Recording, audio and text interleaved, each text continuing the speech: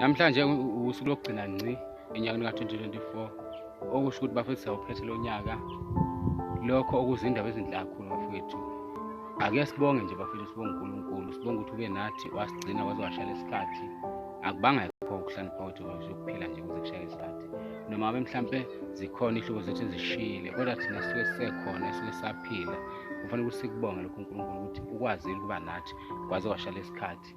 Asithi noma sibhiyoza bafethu, noma sibonga ukuthi siwuhlukanisile lo nyaka, kodwa singakhohlwa yikho konke ukuthi phela njengoba siwuhlukanisile nje bafethu unyaka, akubanga ukuhlanipha kwethu, kube umusa nje bafethu kaNkulunkulu.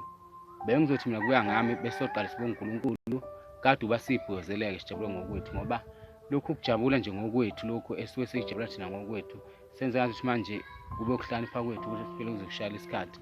Ngeke ngithi mina ngikubona ukuhlanipha lokho, kodwa ukuhlanipha ukuthi sazi ukuthi konke okwenzekile ingoba bekuvuma uNkulunkulu bafethu. Asibonge nje, siqale ngokujabula ngokuthi sibonge uNkulunkulu bese kuyima siyayibhilozela-ke nje ngendlela esuke sibhiyoza ngayo.